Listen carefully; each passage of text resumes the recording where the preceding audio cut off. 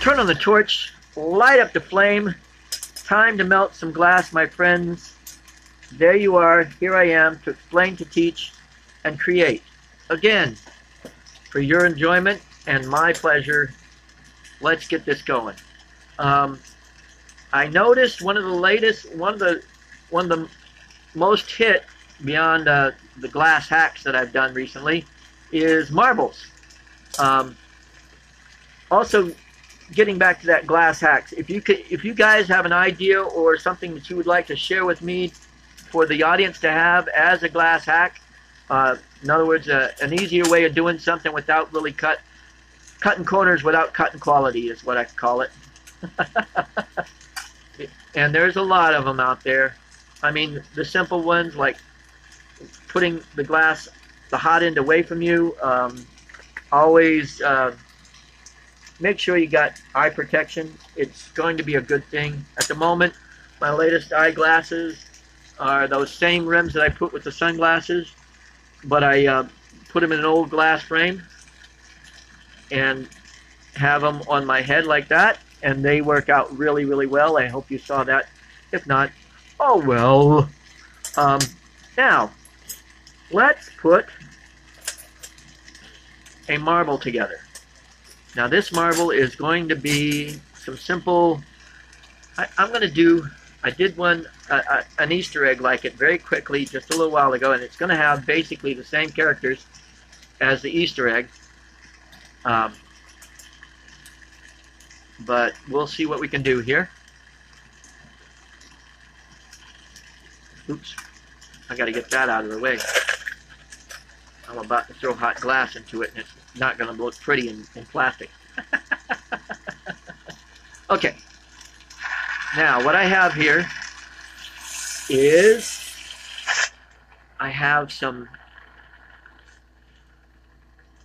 Star White coated with blue stardust. And matter of fact, oh no, this will do it. This is going to be the base, and I'm actually going to do some swivel patterns going on inside of it. The blue stardust will give this white a nice sparkly glittery effect to it. I've also just recently done a few other encasements, and I will refer to that in the webs or the YouTube site for those. I just encased this, I think it's called Lunar Blue glass, which is a UV reactive. Okay. And I put blue stardust over it. Light blue blue stardust. And then I also had some blue stardust on some Illuminati glass, which was pretty cool. Okay.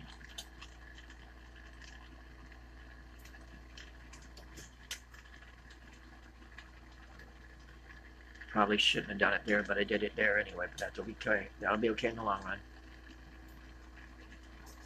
Okay. Now I'm going to encase this. This is going to be the whole marble. It's not going to be a very big marble. Okay.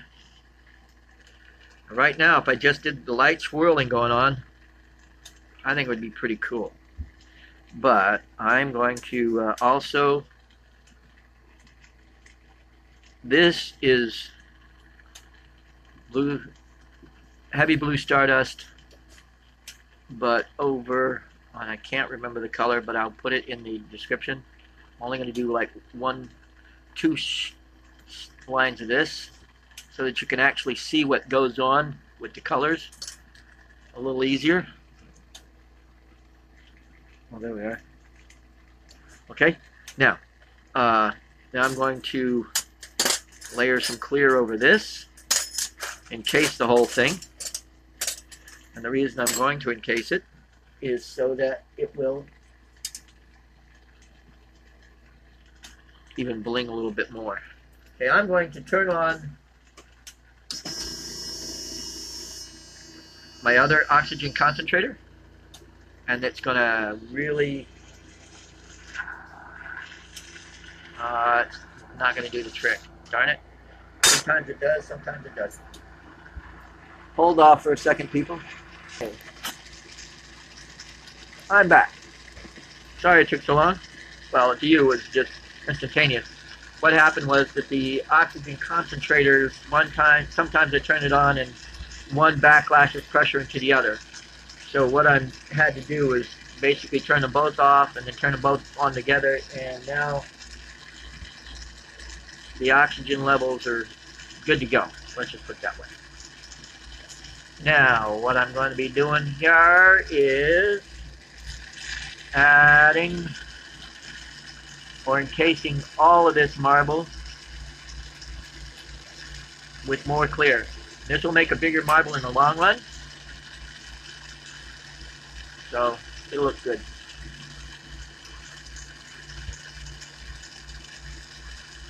One down, no, two down, 3 or 4 to go. Layering it all over this marble.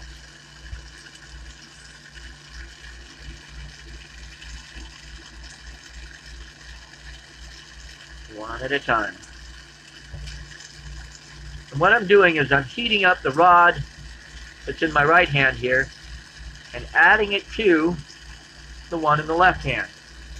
And I usually call the one in my right, because I write with my right hand, the pencil, and the one in my left hand I call the paper.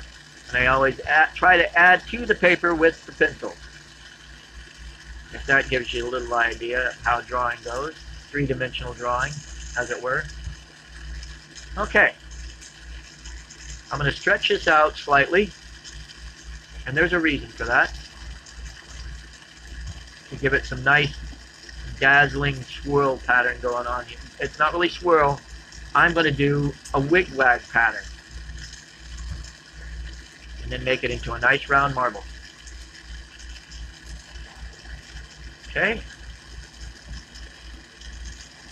Now with the wigwag pattern, with solid wigwag patterns, it's really, really easy. You heat up one spot, twist it, and then go down a little bit further down that rod and twist it in the other direction. And you do this back and forth until you've gone down the whole marble.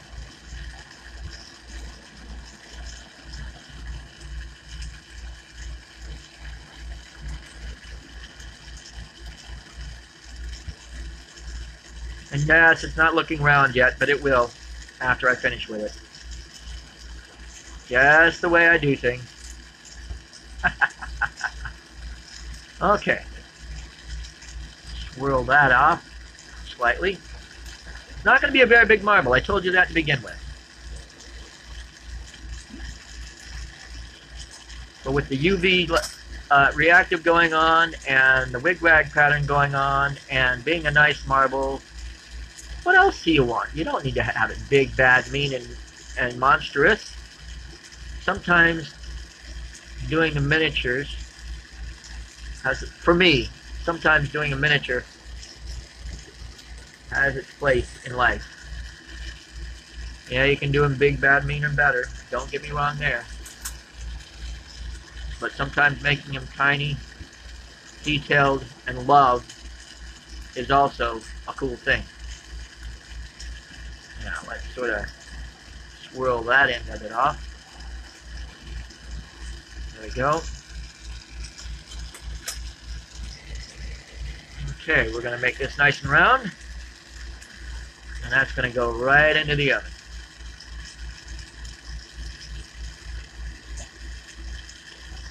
See, when you want to make it more round, you tilt it downward.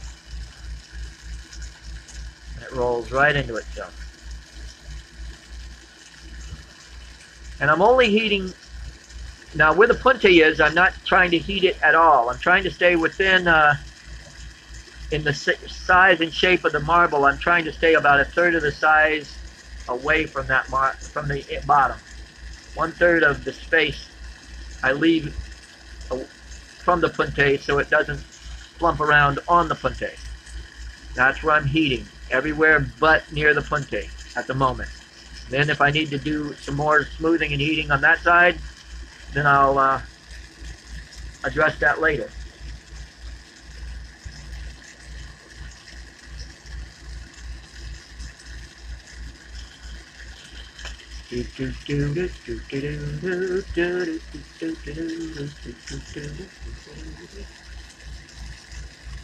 The other one that I like, I'm humming along. But the latest one, I just watched Secret to My Success, and that do do do do do. I like that one too. Hope they don't get me on pirating charges over that one. Okay, here we go. And we're getting there.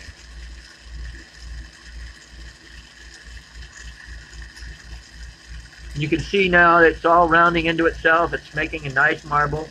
And sometimes the marble mold is a little bit too small for the marble you're making, but that's okay, because it's still around the what you're trying to use is the outer circle to really make the marble. If it's too big, sometimes it gets lost in the marble mold and has more problems. Okay, almost there.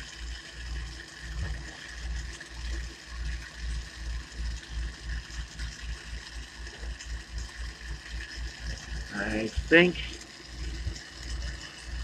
therefore we are. Tap it. The part that's up in the air is still the part that I nibbed off. Oops, wrong direction. Oh, it's not going to cooperate, is it? There we go. Right where you need it. Melt that nib into itself. Let it flow in. And we got one nice marble. Now I'm leaving that in the marble mold for just a little while, and I'm taking off the oxygen concentrators. But the main reason why okay, you'll still hear it hissing, but that's only oxygen. I've turned the propane off on both sides, on both the inner and outer. The main reason why I let it cool just a little bit is so that sometimes when you dump a hot marble into the oven, because you just melted that top area, it still is soft, and you dump it in there and it hits the surface inside the oven, and boom, there you go. But if you let it cool slightly, like I'm doing, it's not going to crack in 3 seconds. If it is, then you've got a really stressed out marble anyway. But there you go. With that, thanks for watching, guys. As always, carpe vitro, and enjoy your day.